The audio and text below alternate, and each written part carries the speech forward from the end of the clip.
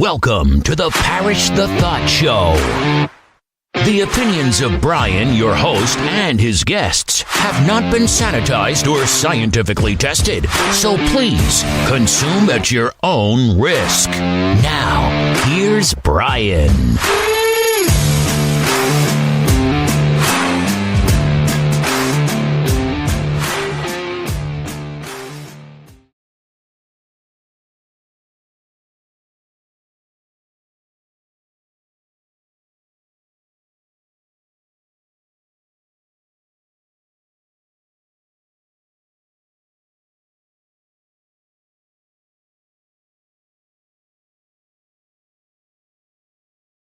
All right, ladies and gentlemen, and whoever else is listening, welcome back to the program. My guest today, great. I'm lucky for me. I've been chasing you for a long time, at least trying to get you on and loving what you're doing. But it's Amy McPhie Allebest. She is the creator and founder of Breaking Down Patriarchy podcast. And the reason I wanted you on for so long is because I've become a bit of a feminist in the last 3 years, which I never thought that would happen because I thought it sounded weird as a man being a feminist, and never thought about things like that. And when I did hear about feminist things or the feminazis that Rush Limbaugh used to call, I didn't care because it didn't affect me because I'm a white dude. So welcome, Amy. Thank you for coming on. Thanks for having me. I'm excited to talk with you. And I love what you do in just the history of it, because it's easy to, blame women, blame men, blame whatever. And your basic premise is that it's not really anyone to blame. It just kind of is. So can you let's take us back to the beginning of your discoveries and why you started doing this. Yeah. Maybe the why behind why you created this podcast and what happened in your life to make you, go down that road and really dig into this and help the rest of us. Sure.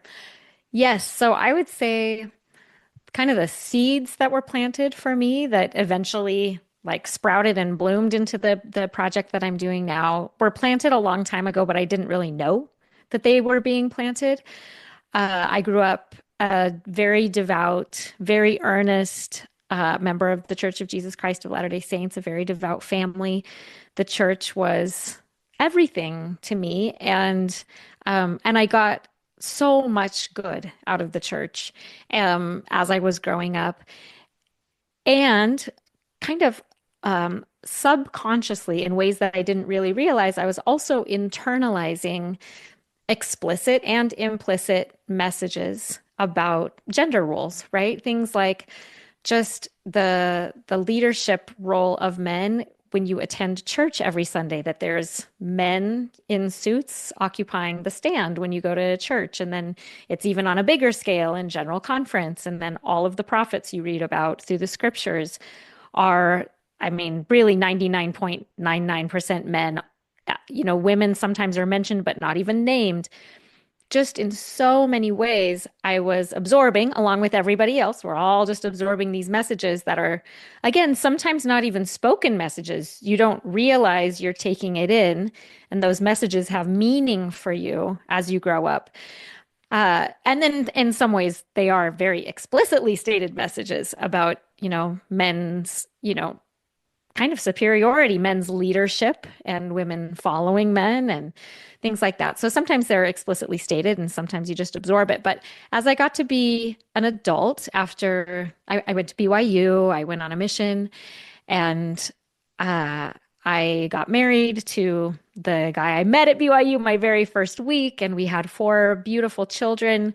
My husband's my best friend and just like the best guy in the world. I'm still just such a big fan of him. Love him so much. And we have 3 girls and a boy. And as I just kept going in my life, I'm a seeker, I'm a question asker. And some of the things that I had absorbed through my life and witnessed, not only in the church, but also in every area of life, in our political life, in our legal system, in sciences, in the arts, in all the different aspects of life, there's just this really dominant maleness that for me as a woman created all kinds of, I experienced those things kind of emotionally. And I had intellectual questions about them, but I was having a hard time getting answers. But I would have kind of these pain points at church or in my civic life or, in all these different areas, I would have pain about it that I didn't really have language to describe. And so, because it also created a lot of cognitive dissonance and would lead me into like discomfort, I also didn't like the feeling either when that pain would bubble up or where there it would come to a head in a moment, like for example, in the temple. In the LDS temple, there was language from the time I went through the temple, and tried to go regularly. There was language there that really explicitly subjugated women to men. And I felt it in my body, how painful that was for me. But I didn't know how to fix it. And so I just was sitting in this discomfort. So I try to push it away and just think like, focus on the good, focus on what you are grateful for, focus on what does feel comfortable, just focus on trying to be the best person you can be. And I would push it away. And then, a couple months later, there it would come up in my own mind without my bidding it to come. It would just come, or there would be another painful experience where I'd be like, oh, this guy thinks he's above me. And so as I kind of reckoned with that and tried to figure out how to make sense of that, I started looking for books and I started Googling things like when start patriarchy, like all these search terms into Google, right? Like, where did this start? And also, you just live life long enough to see, as I said, we lived in Northern California. I grew up in Colorado. I didn't ever live in Utah aside from just being at BYU, aside from just like a couple of little stints here and there. So I didn't live in Mormon world, really. And it was just out even in the secular world that I was like, patriarchy is everywhere. It's not just in the church. It's so big. And you learn about any other religion. And like I said, even in the secular world. So I was like, where did this come from? Who invented it? It wasn't Joseph Smith, that's for sure. And it wasn't even, it predates Jesus, you could tell. And I couldn't find anything. I could not figure it out. I found like a few different scientific articles. And so I had, I'm trying to make this long story short, but kind of coinciding around this time, I had my youngest child had gone to school. He was in school all day. I had some space in my life, so I decided to go back to school and do a graduate program. And so during my master's program, as that was kind of winding up and finishing, I thought, I think I want to study patriarchy in graduate school or as a PhD program. I was doing my master's and I thought, I want to do this as a PhD. And I could not find any programs. I was living in the Bay Area. I was at Stanford for my master's. I thought I'd love to continue at Stanford. Stanford didn't have a women's studies PhD. You could only minor in it.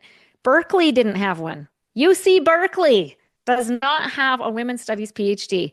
That's odd because it's odd. The most liberal places on the planet. I know. I was shocked. And to find out that Stanford too, you couldn't major in gender studies. You had to like major in anthropology or something, then you could do a minor. I was like, what? Really? Anyway, that was shocking to me too. And so I decided, I think I can teach myself the basics anyway, because I know a bunch of books. I've heard of a bunch of books that I've never read before. I could give myself kind of a primer and do a self-education project. And so I did. I just found a bunch of books online. I looked at like women's studies programs that existed in other places. I just looked at their syllabi online, bought a ton of books, and just started reading with just this hunger of like, where did this come from? This thing that affects all of our lives. Where did it come from? And a friend told me, I had also published an article called Dear Mormon Man, Tell Me What You Would Do. I published this article in 2016. And I'm a writer, and I thought, maybe I should write about everything I'm learning. I had kind of a not a listener base or a fan base really, but Dear Mormon Man had given me some publicity, and I thought maybe I'll do a blog about everything I'm learning as I'm self-educating about patriarchy.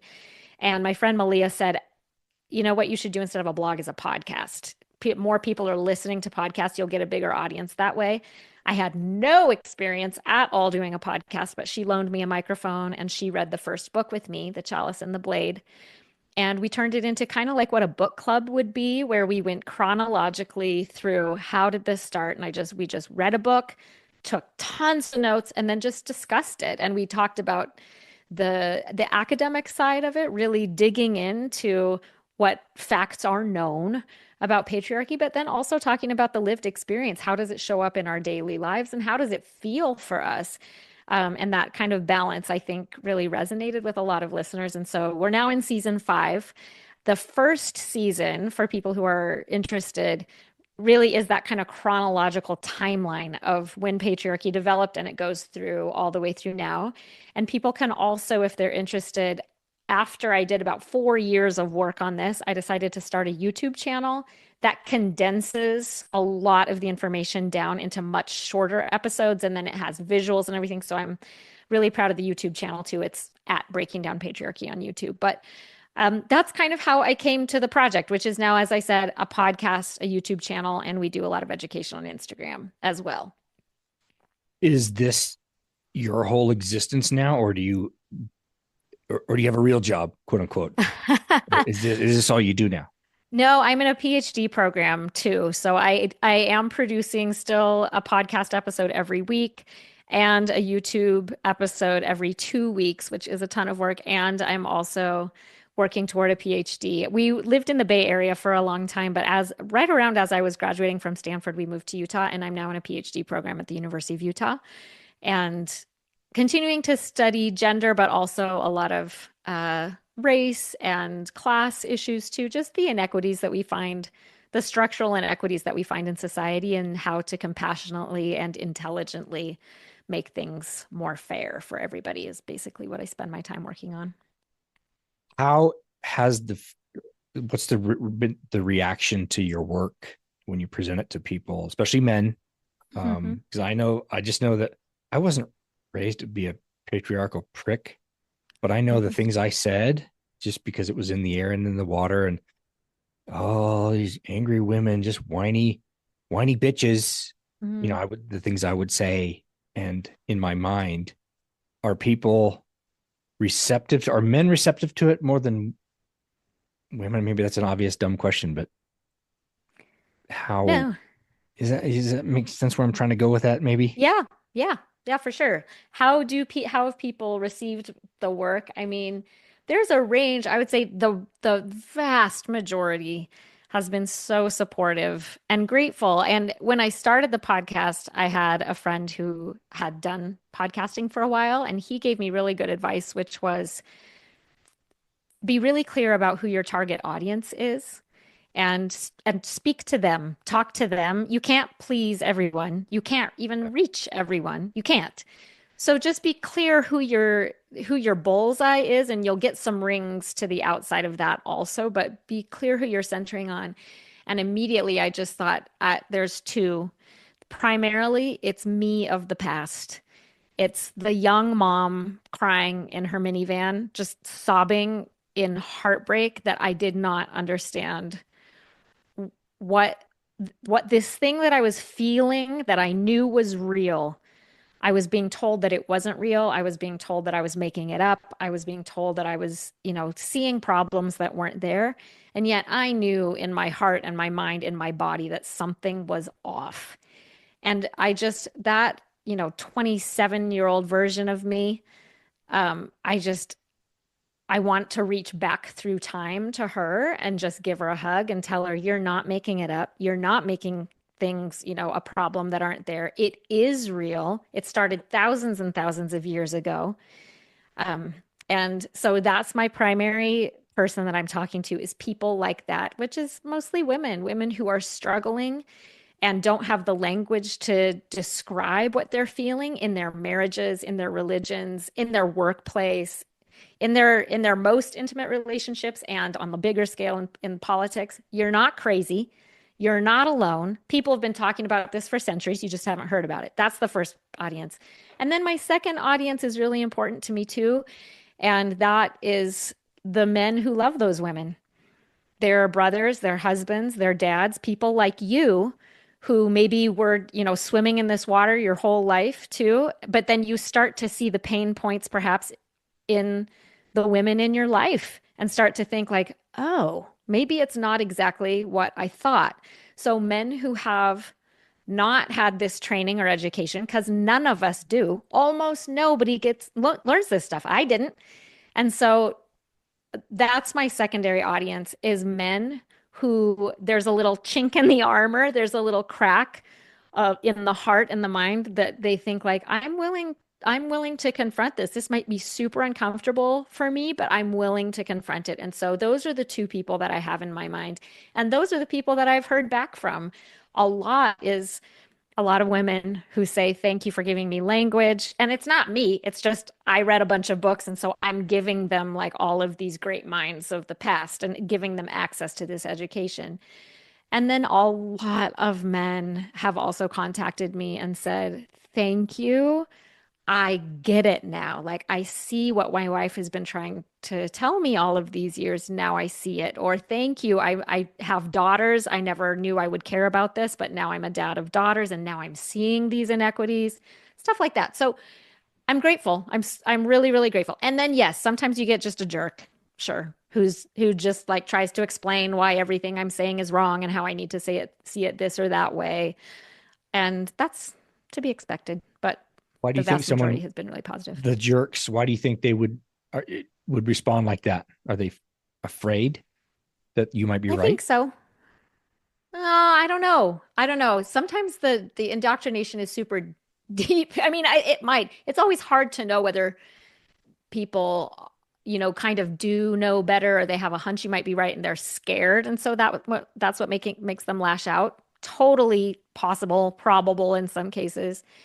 And then in some cases, I think there are just simple thinkers, honestly, in the world that are like, God said it, the end. And also because it doesn't hurt them, they've never had to confront it. They've never had a reason to confront it. And I will say, I actually, even the jerks, whatever, I actually get, well, I don't excuse like unkind behavior. There's no reason for that. I think, but people who are a little bit condescending and aren't as willing and are a little bit more simple and don't have the personal pain points, even them, I've seen people like that make real progress. And I do have compassion for people who have never had to confront this stuff because to be honest, I look back on and this is like really hard to admit, but I look back on myself as a straight person, a heterosexual and cisgender person who, to my knowledge, I mean, I didn't know of any out queer folks. I mean, until so late in my life, I was so ignorant. And I'm not a mean person. I'm a kind, loving person, I feel like. But my level of ignorance really is really humbling for me to look back on. So, and it wasn't personally painful for me. So, because I wasn't taught it, and because I had no personal pain points, and because I didn't know anybody who was out, I could kind of coast along living in this realm where I didn't have to confront it for an embarrassingly long time until suddenly then people started sharing things with me. I started feeling like, oh no, oh gosh. So anyway, I can relate. I can relate to what it feels like to be a person in a position of privilege and power in society. And when you haven't had those complicating messages to help you examine things, you can coast along for a while. So I think that anyway, that's why I try to go real easy on men who just haven't learned it yet and they're new. I expect people to be respectful and kind in engaging with me, but I'll tolerate a lot of ignorance because I think you don't know stuff until you know it. You just got to do better once you do know better. Because it's not, they don't know, they're ignorant, but don't even really know. So Right. it's not like, it's not their fault, I guess. They're not choosing Yeah. to be a jerk about something. I know when I really paid attention, funny enough, my two older daughters have left the Mormon church and I mocked them and poo-pooed Mm, them and dismissed their reasons and did all the thing because I also didn't agree with them politically at the time. mm, So why would I listen to them? It's only when my third daughter, who was on a mission, said, Dad, the sexism out here is ridiculous. And she's like our little Nephi for Mormons who know, the faith of Nephi.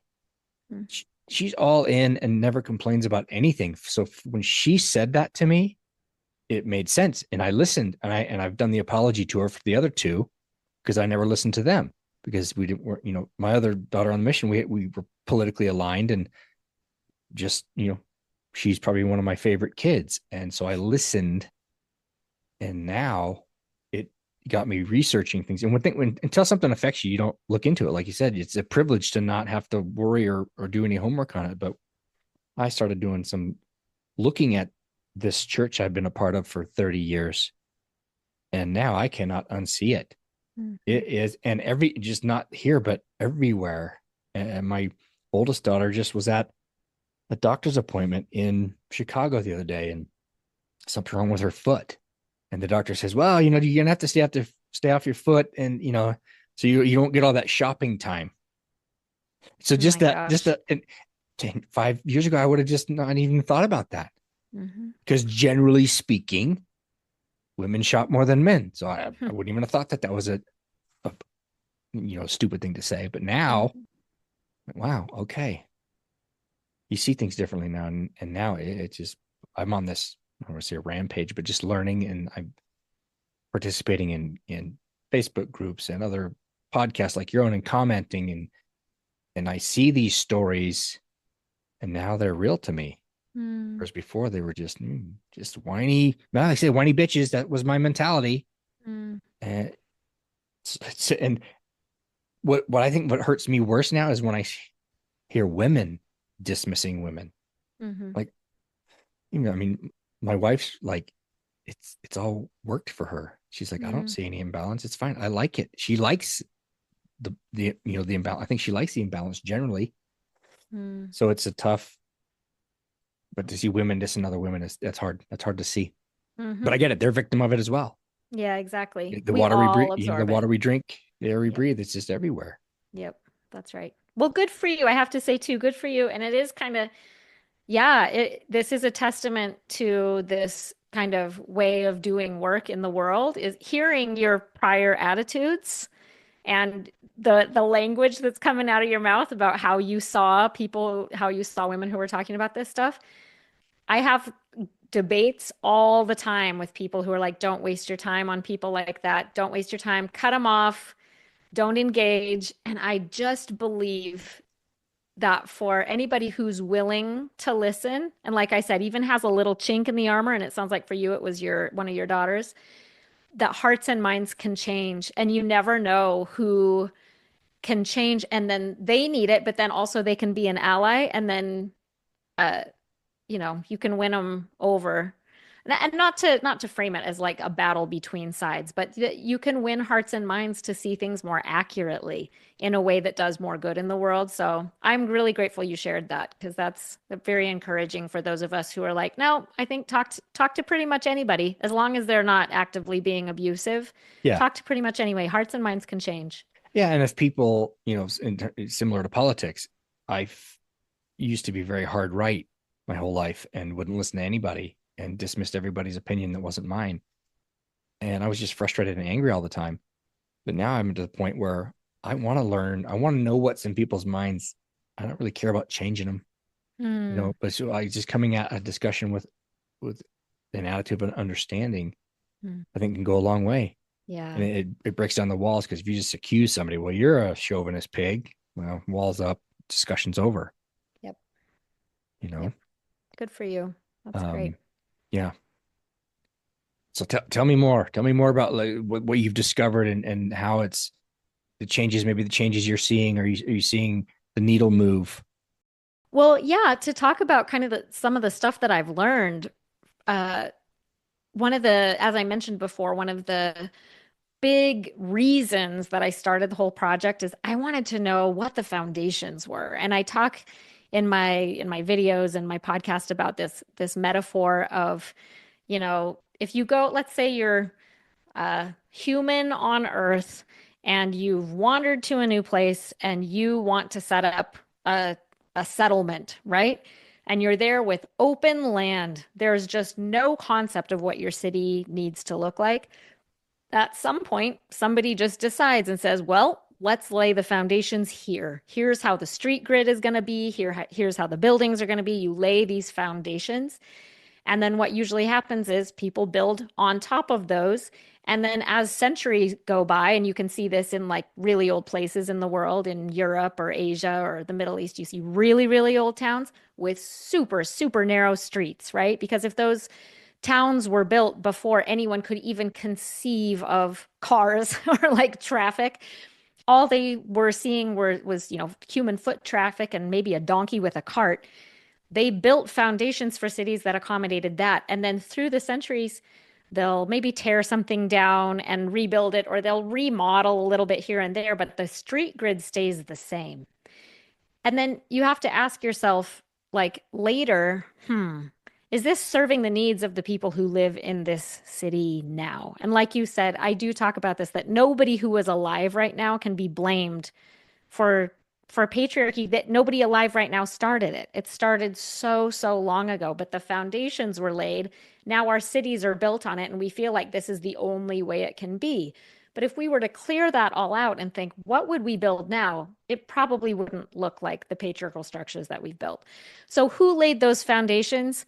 I mean, it's so long ago, Brian. It's so long ago. We don't even know actually, because by the time we have written records, which if you think back to even high school history, one of the oldest written records that we have is the Code of Hammurabi. If you think of like the cuneiform, the clay tablets that, evidence of humans' earliest written records, patriarchy was already very entrenched to people's social systems by the time people started writing. If you go back before then you have archaeologists and anthropologists looking at the remains of human settlements for clues about how people organized their societies, whether, when a couple would get married, whether they would go live with the woman's family or whether they would live with the man's family. Whoever gets to stay put has that advantage throughout their life. If the woman gets to stay with her family and a man comes to live with hers, then she gets to stay in the community that raised her and loved her whole life. That advantages women in that society. So they can see kind of like, oh, this looks like that might be more matrilineal, these humans, or those humans look like they're more patrilineal. They're following the man side. So you can see things like that. You can also see like burial sites where, if it's a culture where, if you think of like pharaohs in Egypt, and they had, hieroglyphs and stuff, so they had writing. But when you think of a pharaoh being buried with like they sacrificed a bunch of people with him, that shows like that's pretty patriarchal, especially if he has like tons and tons of wealth. And then if you see women not buried with wealth, that seems like they were more male focused. But these are all just examples of how people can go back into ancient prehistoric societies and make guesses about how humans lived. But the consensus is that before people started settling down and farming, you had hunter-gatherer societies, and all the evidence points to that those were extremely egalitarian, meaning there was no gender that had a birthright status over the other gender. Men and women worked together to survive, and there wasn't anybody who presided over the other gender. They just worked together. And hunter-gatherer societies that have survived to now are very, very egalitarian. Where they see evidence of things changing is where people start accumulating wealth. Once they start to settle and farm and store things, then you start to see men buying and selling women, men looking at women as breeders to breed, a workforce to work to get more, resources for them. And they just start accruing wealth in all kinds of ways. And they see women as part of that wealth and part of those possessions. And so then you can trace a through line from those early historical foundations. Also, a huge one is the Judeo-Christian Bible, the Hebrew Bible, and the book of Genesis.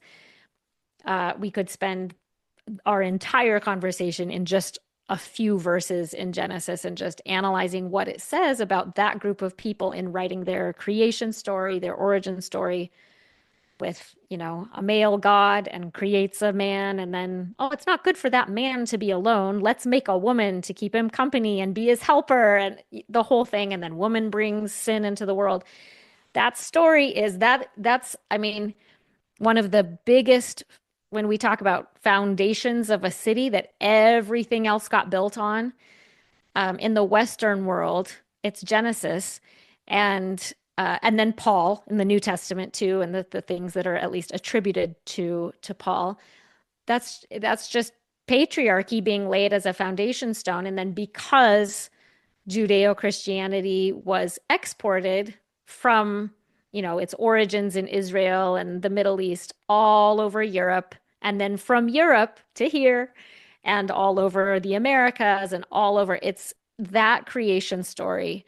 And that ideology, that patriarchal way of seeing the world has been exported to everywhere else, and laws have been built on it. And just the concept of men's, again, birthright. And to be clear, this doesn't mean that all men operate in this domineering, authoritarian way.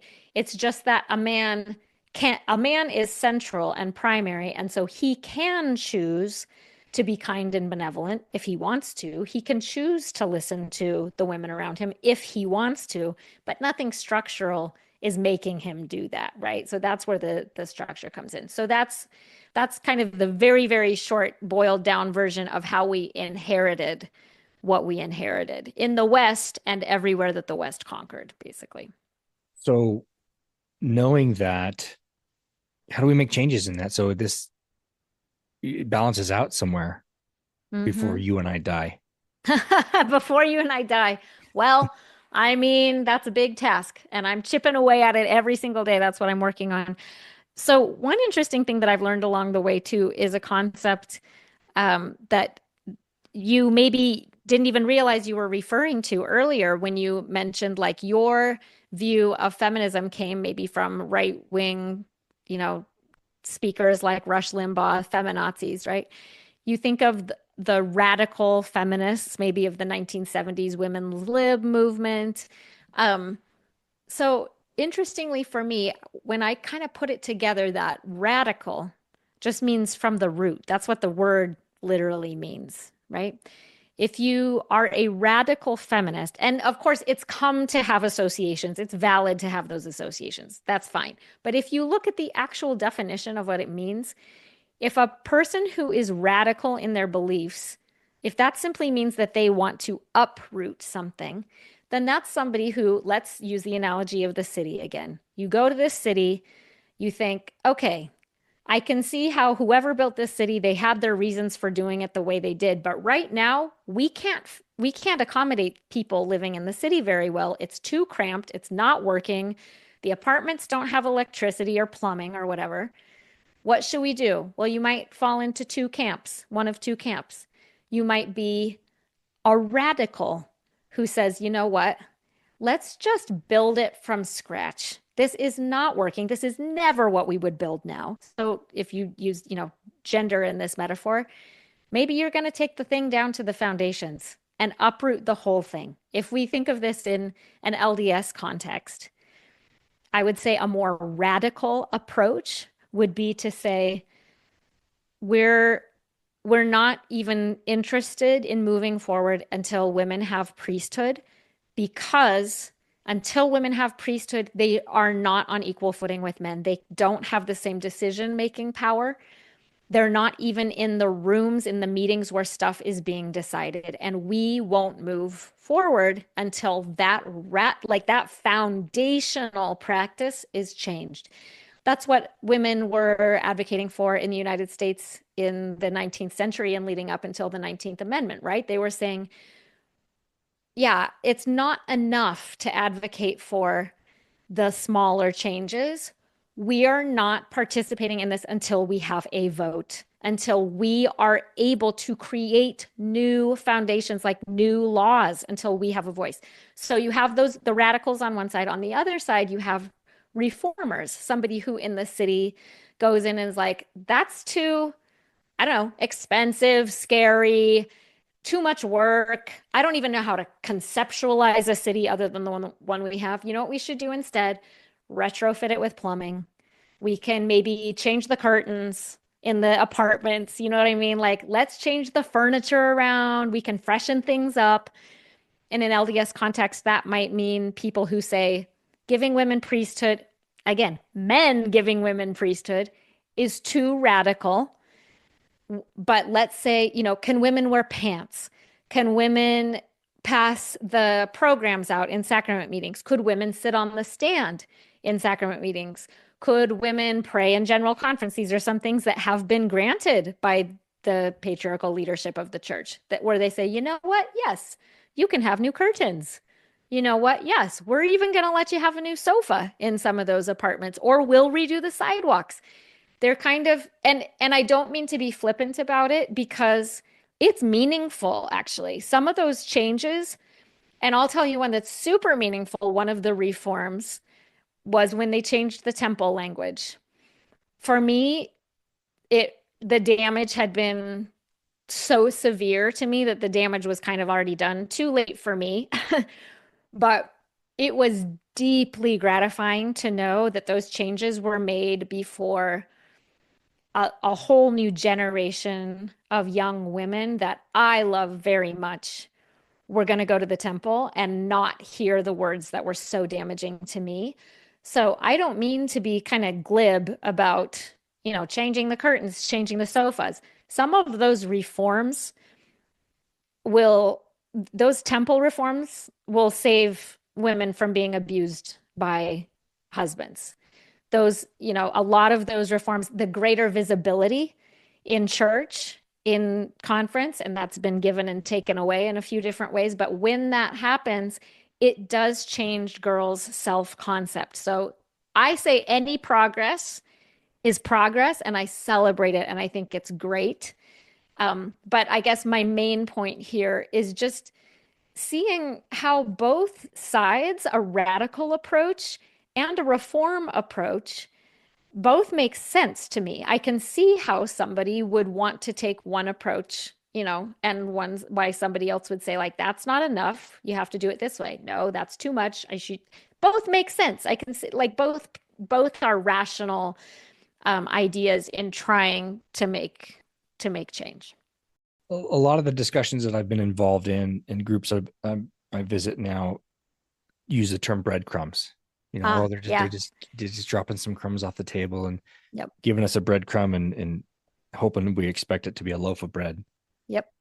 What's you thinking about? And I can see their perspective, like, oh, because and now the young women are greeting people at the door of the chapel in church, Right. which I love. I love seeing them because they're just vibrant and fun young ladies. But is that a breadcrumb? Is that just, oh, here's a little bit, now just go away and stop asking for more? Yeah. I mean, again, that's why the reform and the radical framework is really helpful in seeing that. In my view, yes, it's totally just a breadcrumb. And the danger in it is that the institution, and again, I don't mean to be particularly hard on the LDS Church. That's the context I know best because that's the one I come from. But you can apply this to government. You can apply it to any other church too, like the Catholic Church or anybody. But because this is the one I know best, sure. The danger in overly celebrating and thinking that being satisfied with breadcrumbs is that then the institution gets away with, giving you something, and the structure hasn't changed at all, because later it can be revoked. And also it's a way to get people to stop asking for the more meaningful changes, because it makes people complacent. It makes people just focus on, like, just be grateful for what you get. So I don't mean to be overly cynical, but you do see this in institutions all over the place, that sometimes they do grant the masses the breadcrumbs in order to shut them up so that they will stop asking for the more meaningful things. So again, I don't mean to be cynical, and that's kind of why I emphasized before to celebrate those changes because they are positive, but to just be wary of not letting yourself be lulled by some of those kind of window dressing reforms where it's like, oh, they changed the curtains, but they're never, ever going to give me fair housing in this city that we've built together. So don't be fooled by it, but also be grateful for changes that are made. I balance it in that way. That's a good perspective, because I've found myself getting pretty extreme in wanting to see big changes of a problem that I've probably contributed to unknowingly, just because, it's the air we breathe and things like that.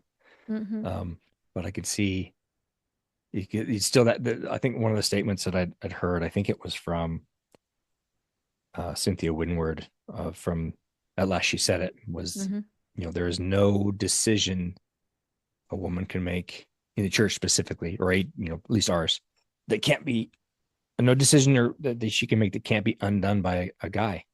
Oh yeah, 100%. And that's where I fall. I mean, I am a kind, man-loving, compassionate, radical feminist. And again, because I do think things need to get changed at the root. I would have been one of those people in 1918 that was saying, I'm sorry, it actually isn't enough for you to give us all of these little, flowery speeches about why we're important and say, okay, fine, you can go to that school if you want. No, it's not enough until we have the vote. That would have been me. That's radical. So that is where I land. I also want to say, like, it's really important, because we didn't do this before, to define words like I defined radical, to define the word feminist. And feminist has been so maligned by people and so misunderstood. And for me, I think it's really, really important when you're having a conversation, so you don't speak past each other, to define the terms you're using. And the easiest way to do that is with a dictionary. That's why dictionaries were invented. It's a social contract. People can just go, yeah, let's agree that this word means this thing. If you can't agree on the meaning of the word, I just think the conversation's probably a waste of time. And amen to that, because that's what I've seen, is we will fight to the death for something, and I'm totally, what does, let's say we're calling it socialism, because it's thrown about everywhere. I'm like, well, let's make sure that you agree that we, at least, even if it's a wrong definition, at least we agree on the wrong definition, and we're the same making some progress. Because you're right. You're just talking past each other, and you think you've won and your side's won, and we go about our day and we still hate each other. Right. Exactly. Yeah, that's so critical. Who was the great philosopher I don't know. It's attributed to one of the great thinkers and philosophers, Aristotle, or one of those mucky mucks, right? Do you know who it was attributed to, or who created that first? Do you know? Created what? A dictionary? No, not the dictionary, but that phrase, agreeing on terms. Oh, no, I don't really know. Oh, No. yeah. It doesn't matter who created it, because it's phenomenal, and it should be in stone. I agree. Because we so often are just like, are we even arguing about the same thing? Right. I don't think we are. Right. I do not think that's what you think it means. Right, exactly. Right, exactly. And so if you're looking at the word feminism, it's just really important to know that if you look at a dictionary, feminism means the advocacy of the equality of the sexes. And so it's working for, and if you can't see me, I'm kind of like using my hands to gesture this. It's acknowledging that in our society, we don't have gender equity. And feminism is the work that gets us to gender equity.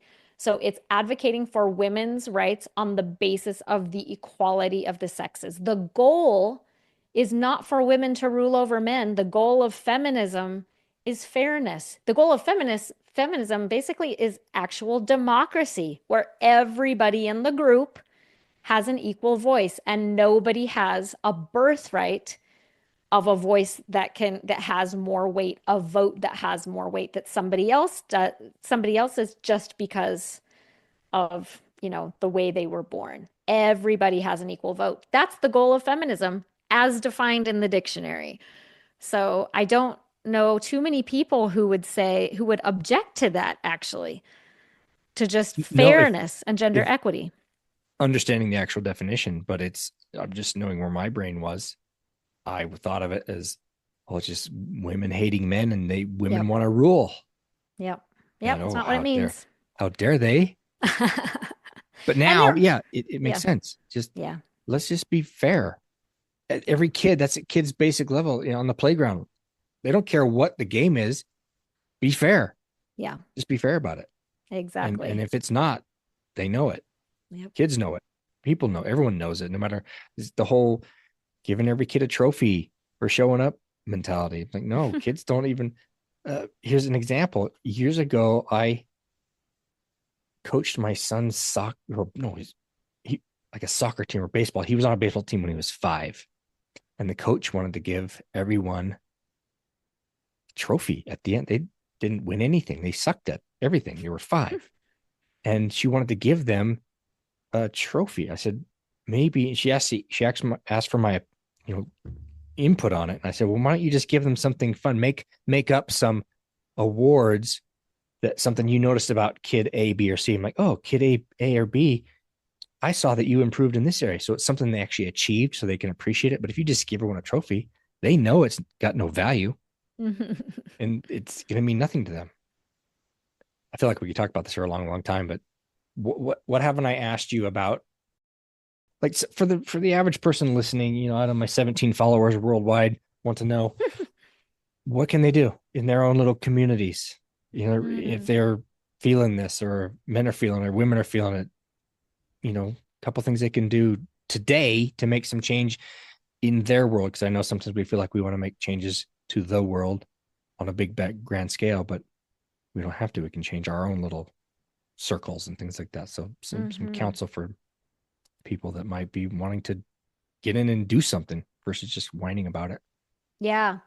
Yeah, that's such an important question, and something that I really try to focus on a lot is what changes can people make? Because I did focus on the history, really wanting to know how it developed, and kind of to validate in my own mind, and for listeners too, like, again, this isn't made up. This is a real thing.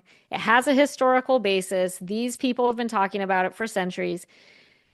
But then once you get to that and you're like, oh, okay, I see it now, the next important question is, so what do we do about it? How do we deconstruct it? And I love that you talked about circles, because I do also talk about kind of these concentric circles that patriarchy does kind of live, the structures live in all the different areas of our lives, from our most intimate, from our marriage to the way we parent our kids, to our church group, our workplace, out to the again, like we talked about, the arts and sciences, and the realm of business and commerce and finance, and the political and legislative sphere too, in kind of these radiating outward circles.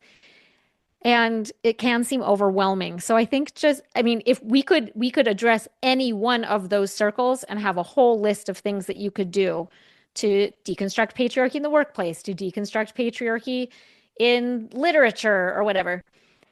I would say one that is the most painful for people is in their close relationships, in their marriages, in their nuclear families, in their friendships. And one thing that I would say that I wish men would do more is just listen and acknowledge that when you're having a conversation, let's say you're having a conversation with a woman about patriarchy, and let's just say it's a conversation about, the context is your religious life.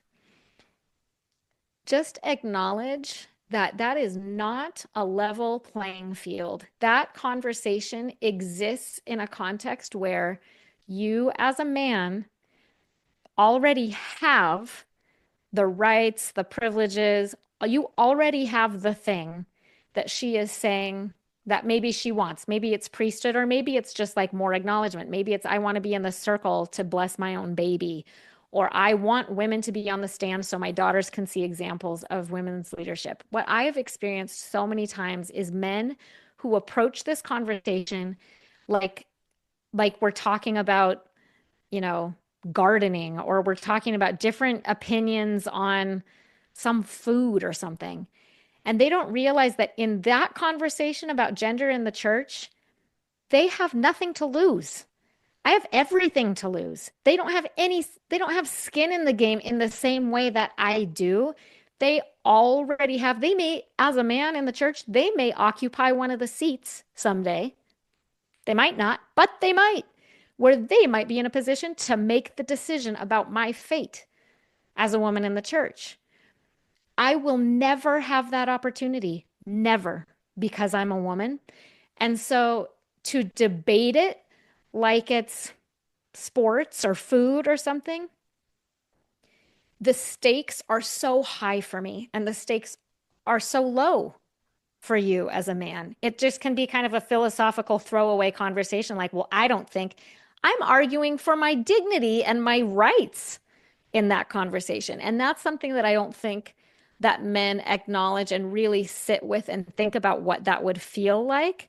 The image that comes to my mind sometimes is like Queen Esther approaching the king and he has the scepter and he's like, if I feel like it, I can just like do this with the scepter and then you die, or I do this with the scepter and then you live. And men don't realize they have that power, but they do. And so just being aware of that is not an equal conversation. And a woman will often leave those conversations and cry because of the frustration of having to argue for for the rights that the man already enjoys. So I would say as a man, please acknowledge that and bring a sense of humility and also just listening from her point of view. And also often what I need from those conversations, what goes so far is a man just saying like, tell me more about what that feels like. Like just to learn what it feels like, just to learn about her experience. Because often, yeah, like I said, sometimes maybe you will occupy a seat where you can make a difference. Often you might not, but it sure helps her to know that you care and that you might say something. Let's say if you are in a bishopric meeting and you look around and you're like, there's no women here. You know what? I think maybe let's just cancel the meeting for today and reconvene when we have the other half of humanity in the room so they can speak for themselves. Knowing that men are going to bat for women in ways that we cannot do for ourselves, that goes a long, long way. So that's one thing that you can do in your conversations, relationships, and in, the church. But that goes for the workplace too. You go into a room, there's no women there. You go into a room as a white person, there's no people of color there. You say, where's it? Where is everybody? I'm not participating in this. We're not making decisions for whole other groups of people that aren't even here to not, represent themselves. There's only one calling I've ever actually wanted in the church that I've not had yet, and probably will never happen, is high council. I thought that would be kind of fun to be on that level, to just kind of see what's happening at a stake level. But now, if I was called to that, my first question would be like, yeah, as soon as you call 6 women to represent the entire stake, that's 50% women. And like I say, 5-6 years ago, I'm like, don't care. But now I find myself at gatherings and parties and I find the conversations with women way more interesting than with men. And because I don't share typically the male genes that cause men to give 2 craps about details in sports. And I just don't do that. It's not my thing. I've never been there. So I can't relate with them, but I find the conversations with women much deeper.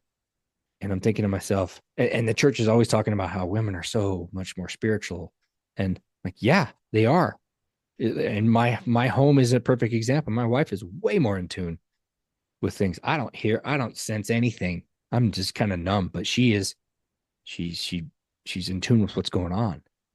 So yeah, bring the ladies in and let's talk and actually have decision making, because they're not in any of the decision making anywhere. Yeah. And raising my 3 daughters in it, and I cringe at the stuff that they may have been exposed to, but we did what we thought was right at the time. But what interesting about listening, men, and I'm going to say this, I'm going to echo what you said to my male listeners.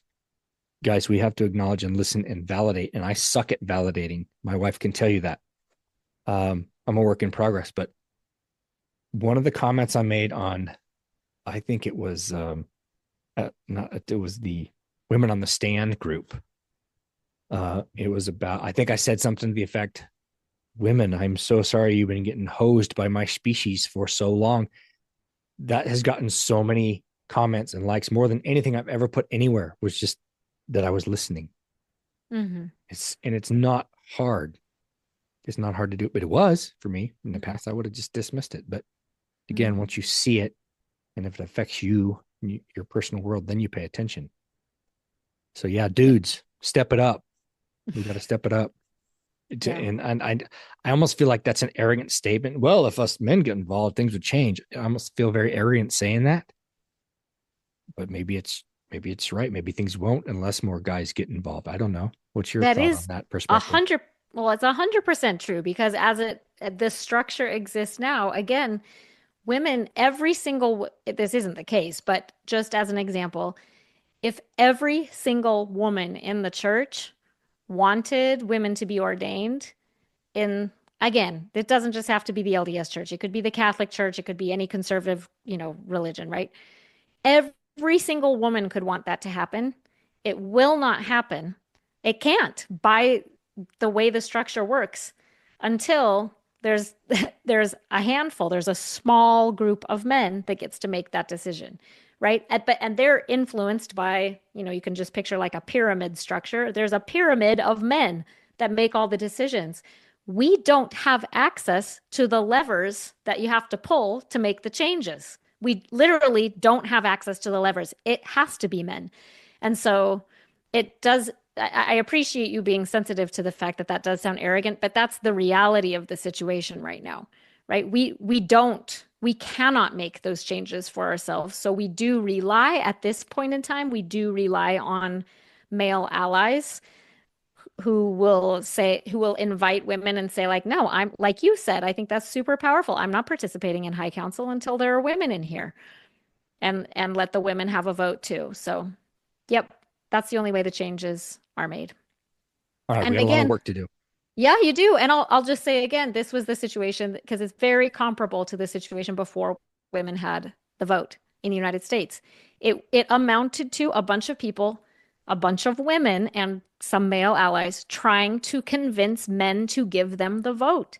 That's just what it was. As much as women wanted to say, like, as much as we knew our intrinsic worth and value, it didn't count when you went to the ballot box. Your vote didn't count until a group of men decided that women can vote. That's just, it's unfortunate, but that's the way patriarchy works, is you do have to convince men to change the system for you to let you in, and then you can start working as a democracy. But yeah, that's the unfortunate reality. So you're right. It's like Congress voting against their own power. Probably not going It, to do it. oh yeah, yeah, yeah, for sure. Exactly. Power does, you don't give up power without a fight, right? Humans don't. Yeah. So Yeah. yeah. Any final thoughts you have before we wrap this up? I feel like we could do a 2 hour episode here, but I know the attention spans of most people, myself included. Yeah, I mean, I would say a good place to start. The reason, again, the reason I did the podcast and the YouTube channel was not because I have for so long been this expert on gender. It's because I really didn't know any of this stuff. We're not taught it in school. And so I really am proud of the work I've done gathering a bunch of knowledge and putting it all in one place for people to have easy access to. And from there, people are always asking for like recommendations of good books that they can read and articles that they can read or other things to listen to. And that is kind of what my project is gathering all of that wisdom and all of those resources into one place.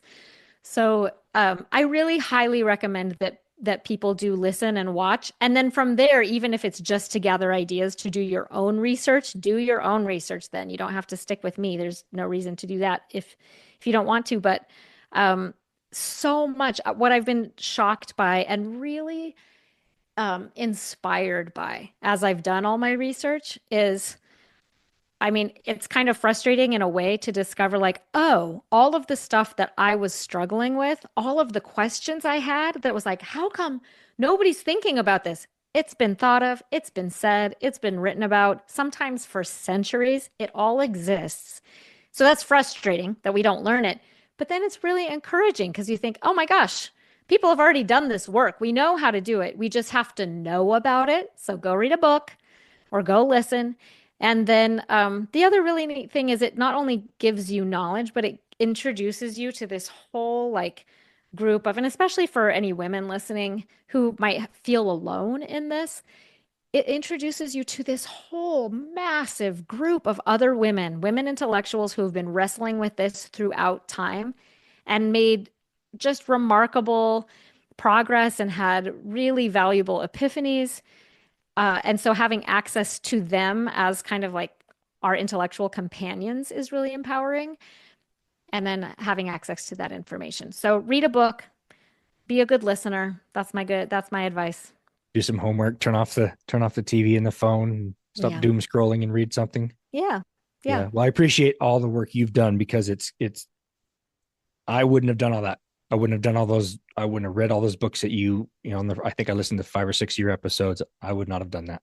So I appreciate you doing that. It's helped me, and maybe somebody listening can, help them, inspire them to see more of the problem and try to change it. So Amy, thank you so much for being on.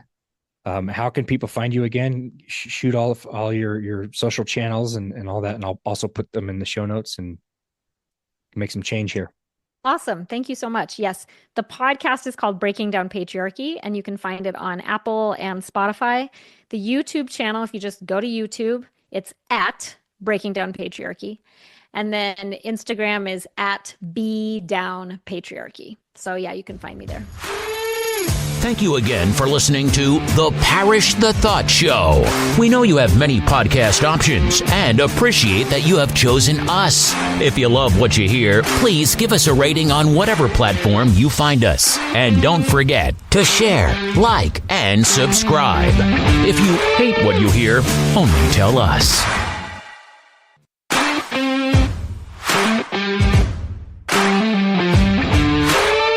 You're still here?